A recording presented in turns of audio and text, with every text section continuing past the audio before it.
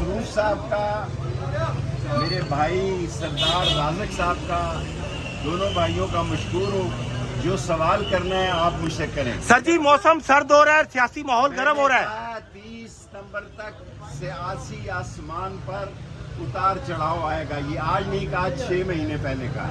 इसमें कोई रद्दो बदल की बात हुई तो बाकी जो लोग असम्बली के अंदर से गिरफ्तार हुए हैं, आप स्पीकर के पास जाएं और उसका रद्द अमल लें कि स्पीकर जो है वो असम्बली के अंदर उसका मॉनिटर होता है, चौकीदार होता है, उसका रद्द अमल होता है कि ये जायज़ हुआ या नाजायज़ हुआ। वो कहने इजाजत दी है जी सेक्रेटेरिएट थाने ने। मौसम जो बदलना है वो पीटीआई के हक में बदलेगा या फिर पीटीआई के मुखालिफ? देखें, गुजारिश ये है, मौसम के हालात तो ये कह रहे हैं मौसम अबर रदूद है और मौसम खराब हो। अल्लाह के फजलो करम से मेरे अल्लाह के साथ राब्ते हैं। ये पहला दौर है जिसमें मेरा कोई किसी से राब्ता। अच्छा शेख साहब, किसी जमाने में मेरे बड़े राब्ते थे, वो काम नहीं आया। 40 दिन का चिल्ला काटा तो नहीं करने ना। अच्छा शेख साहब ये मेरे 2 सवालों का जवाब दे दें।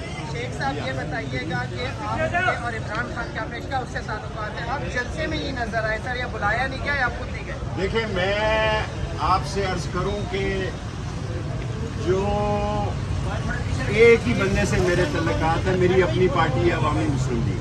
ये जलसा पीटीआई का था, अवामी मुस्लिम लीग का नहीं था। सेकेंडली, मैंने 3 दफ़ा चिल्ला काटा है, किसी और ने काटा है। 40 दिन का चिल्ला किसी और शख्स ने काटा है तो उसका नाम मुझे बताए कि ये वो शख्स है जिसने 40 दिन का चिल्ला काटा है। और अगर हाई कोर्ट का फुल बेंच मुझे पेश ना करवाते सरदार राज़िक साहब, तो मेरा ख्याल है मैं 4 महीने ही। मीडिया वालों को गालियां दी हैं अली अमीन गंडापुर ने। अली अमीन गंडापुर ने गालियां दी हैं मीडिया वालों को, उसके ऊपर आपका क्या रद्द अमल है? किसी शख्स को गालियां नहीं देनी चाहिए। प्यार मोहब्बत से वफा और जफा में एक नुक्ते का ही फर्क होता है, दुआ और दगा में एक नुक्ते का फर्क होता है। सिर्फ मैं काजी फाइक ईसा साहब को उन्होंने जो बयान दिया है कि ये मुझे मजबूर भी करेंगे तो मैं एक्सटेंशन नहीं लूँगा, ये बहुत जानदार बयान है, बहुत वज़नी बयान है।